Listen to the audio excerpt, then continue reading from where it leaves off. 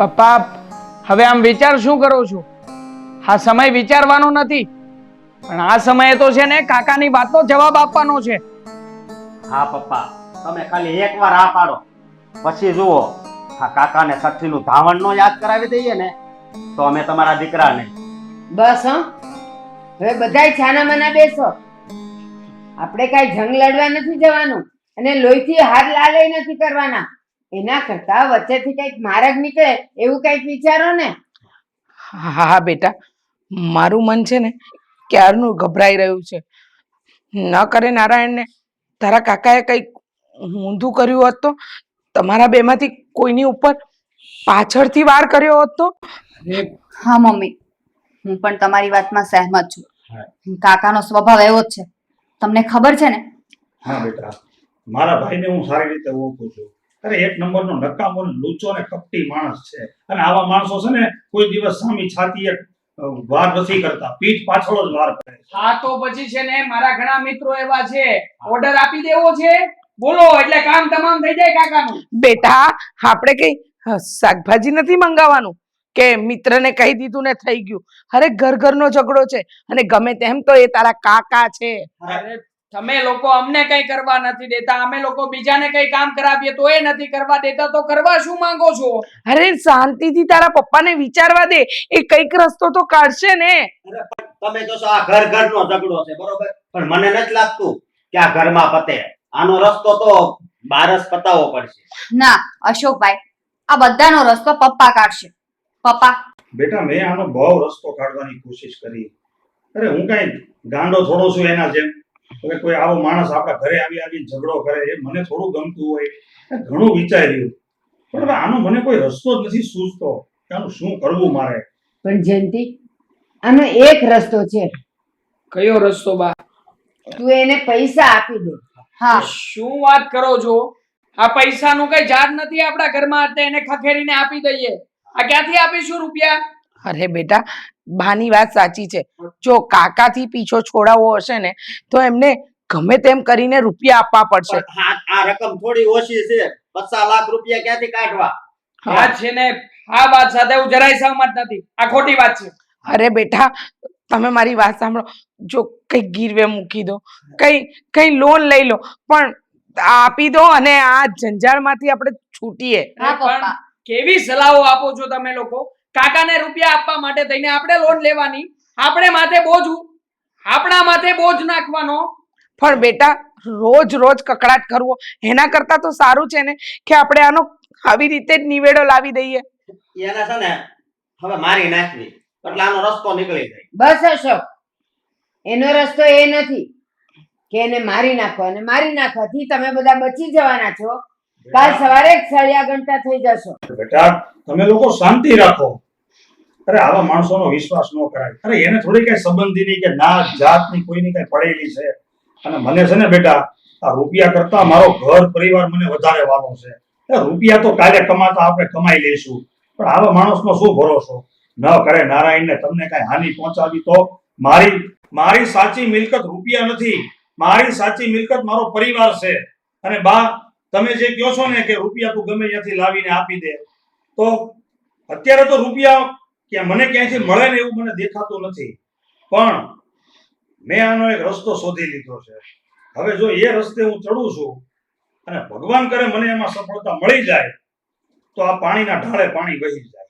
પણ બેટા, અમે બધા જાણીએ છીએ કે તારી પાસે અત્યારે રૂપિયા નથી, પણ ગમે ત્યાંથી તું લાવ, ગમે તે રીતે લાવ, પણ એના હાથમાં પૈસા પકડાવી દે એટલે આપણે બધા છૂટા થઈએ. હા પપ્પા, બા સાચું જ કહે છે. એમ જ કરો, કઈ વિચારો. બેટા તમે શાંતિ રાખો, હું કઈક વચ્ચેનો જ રસ્તો એવો કાઢીશ કે જેથી આપણને કોઈ તકલીફ ના પડે અને આ ઝંઝટ જ્યાં ત્યાંથી જાય.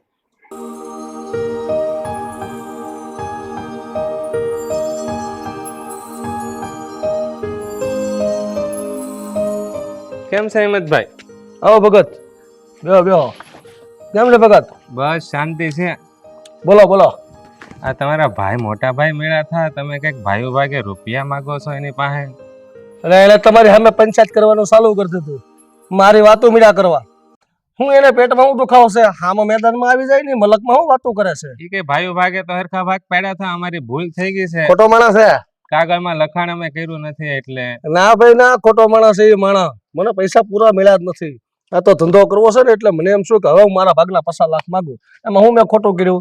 અને એણે મને પૈસા આપી દીધા હોત મારા ભાગના તો હું માગત. હું એવો માણસ લાગુ છું? હિંમતભાઈ, જ્યારે તમે ભાઈઓ ભાગ પાડ્યા હશે ત્યારે તમે લખાણ ભલે ને નહોતું કર્યું, પણ 2-5 મારી જેવા માણસને તો ભેગા કરીને બોલાવ્યા હશે ને. જો ભગત, તમે જેમ મારા ભાઈના ભાઈબંધ છો એમ તમે મારા મિત્ર છો જ છે. તો આ બધી અમારી ઘરની પંચાયત તમારે જરી કરવાની જરૂર નથી. તમે મારા ભાઈની વકાલત કરવા આવ્યા હોય ને એવું લાગે છે.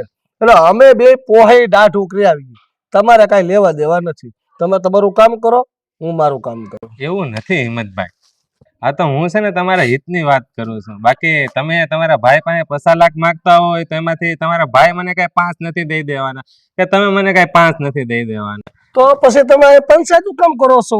અમે બે ભાઈ પોહાઈ કરી, તમે તમારા રસ્તે, ભાઈ ભાઈના રસ્તે. પંચાયતનો આમાં સવાલ નથી હિંમતભાઈ, તમે થોડું અવળું સમજો છો. તો ભાઈ, હું છે ને આખા ગામને રમાડું, તમે મને રમાડવાની કોશિશ ન કરો, બરોબર છે? મેં ઘાટના પાણી પીધેલા છે, તમે પોહાઈ કર્યું હોય. હાલો નીકળો, તમે તમારું કામ કરો. ખોટું કરો છો હિંમતભાઈ. હાલો હાલો, હું કાંઈ વાંધો નહીં, તમે તમારું કામે નીકળો. હાલો હાલો. હિંમતભાઈ, મારી એક વાત તમે સાંભળો. મને લાગે છે જોવામાં તો તમે સજ્જન માણસ લાગો છો, પણ આજ તમને મને ખબર પડી કે તમે કેવા માણસ છો. લો ભાઈ, હું પોહાઈ એવો માણસ છું, એ હું છું. બહુ ન મેળ આવતો તો મારી હારે વ્યવહાર નહીં રાખવાનો. પહેલી ફુરસદમાં નીકળો. તો હારું ભાઈ, હરે કૃષ્ણ. મારી એક વાત યાદ રાખજો, તમે પંચનો માલ ખાઈને કોઈ દે સુખી નથી થતા હિંમતભાઈ, એટલું યાદ રાખજો. હા હા ભાઈ, ઈ મારે જોવાનું ને. તમે તમારું કામ કરો. હાલી મેળા સાથે ભાષણ આપવા.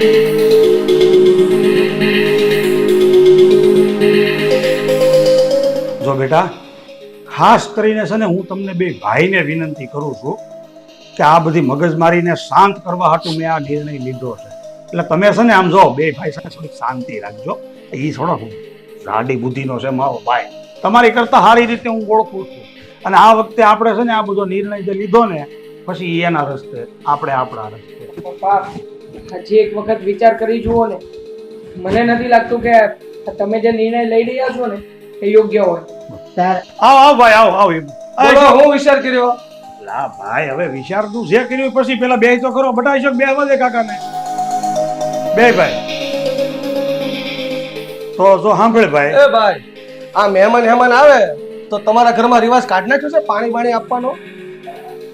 ગોપી બેટા, પાણી લાવ, કાકા આવ્યા છે.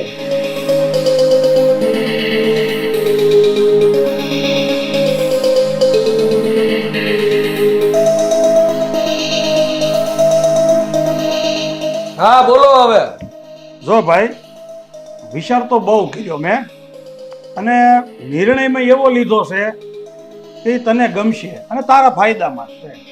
વાહ, એવો તો વળી હું નિર્ણય લીધો કે મને જ ગમે ને તમને નહીં ગમતું હોય તો કા? અને આ તમારી પ્રજા નહીં ગમ્યું તો એ ભાઈ, એ બધું જ આવે જો તો લાવો પૈસા. મને ગમતી વસ્તુ તો ઈ છે. શાંતિ રાખ ભાઈ. હવે ઘર ઉદી આવ્યો તો પેલા ચા પાણી તો પી. બેટા, તમે ચા બનાવો જાઓ. હા પપ્પા. હિંમત, તને પૈસા તો મળી જશે કારણ કે તું એના માટે જ આવ્યો છે. પણ એક વાત યાદ રાખજે, આવો પરિવાર તને ક્યારેય નહીં મળે. જન્મ દેનારી આવી માય તને ક્યાંય નહીં મળે. અને રામ અને સીતા જેવા ભાઈ અને ભાભી તારું ધ્યાન રાખનારા એ પણ નહીં મળે. અને એનાથી પણ ઉપર તારા માન સન્માન અને વખત આવે સેવા કરનારા આવા ભત્રીજા કે આવી ભત્રીજા વહુ પણ નહીં મળે. એટલે વિચાર તારે કરવાનો છે, અમારે નહીં કે તને પૈસા જોઈએ છે કે પરિવાર. જો બા, આવા સંબંધો તો રૂપિયા આપે વેચાતા મળે. મને 50 લાખ રૂપિયા જોતા છે. પહેલા મને મારા પૈસા આપો. સાચું કહું, આજે પહેલી વાર એવું થાય છે કે હિંમતભાઈની વાત પર હસવું આવે છે. હિંમતભાઈ, રૂપિયા આપતા વેચાતા સંબંધો મળી જાય. જો એવું જ હોત ને તો તમે એકલા ના હોત. હિંમતભાઈ એક વાત યાદ રાખજો, આ તમારું ઘમંડ, તમારું જિદ્દીપણું, તમારો અહંકાર તમને એક દિવસ લઈને ડૂબશે. સમય આવે તો હું જોઈ લઈ, પેલા મારું કામ. અને આવા છોકરાને મારે કરવા હું આવ્યો તો એનો આવો એમ નથી બોલ્યા, કેટલા કતરાય છે. એ બધું છોડી દે તું ભાઈ. તું પોતે જેમ કહેશો ને તારે રૂપિયા હારે સંબંધ છે. હા, પૈસા હારે જ મારો સંબંધ છે. તો ઠીક છે, તું જે માગશો ને એની કરતા વધારે પૈસા તને મળી જાય. હાલે, આ મારા મકાનનો દસ્તાવેજ છે. મેં અને મારા છોકરાએ આમાં સહી કરી દીધી છે. તારે જોઈ છે 50 લાખ રૂપિયા. આ દસ્તાવેજ છે 70 લાખનો. અમારા મકાનની કિંમત આજની તારીખમાં 70 લાખ રૂપિયા છે. 50 લાખનું તારે જે કરવું હોય એ કરજે. 20 લાખ રૂપિયાનું તું તાર દારૂ પી જાજે, સટ્ટો રમી નાખજે, જુગાર રમી નાખજે. મોટા ભાઈ તરફથી તને 20 લાખ રૂપિયાનું દાન. અહીંથી જાને એટલે જિંદગીમાં જીવ ત્યાં સુધી બીજી વખત અમને મોઢું નહીં બતાવતો. જોઈ લે કાગળિયાને ચેક કરી લે. આઈ મારે તો મારું મોઢું તમને દેખાડવું જ નથી. સરખું બરાબર જોઈ લેજે. અહીંથી ગયા પછી તું કોણ ને હું કોણ. દસ્તાવેજ તો રેડી છે. જો ભાઈ, આ મારા નામે થઈ ગઈ તમારું મિલકત.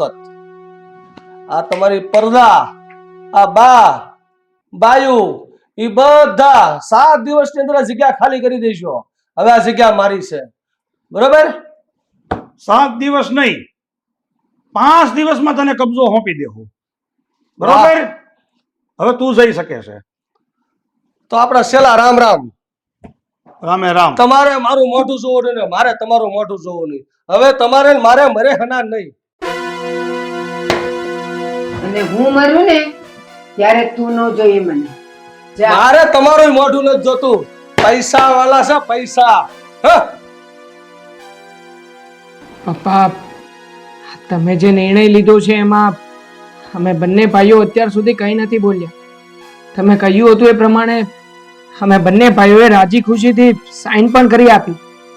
પણ તમને શું લાગે છે, કાકા આ બધાના હકદાર છે, પણ તમે જોયું નહીં એમના વર્તનમાં એક ટકાનો ફરક નથી પડ્યો. અરે બેટા, એ રૂપિયાનો ભૂખ્યો હતો અને રૂપિયા સાથે એને સંબંધ હતો. એ રૂપિયા એને આપી દીધા. એ હવે એના રસ્તે, આપણે આપણા રસ્તે. હવે આપણું શું થશે પપ્પા? આપણે આટલો મોટો પરિવાર, આપણે કેવી રીતે આપણું ગુજરાન ચલાવીશું? ક્યાં જઈશું? ક્યાં રહીશું? બેટા જો એવી રીતે હિંમત નહીં હારવાનું.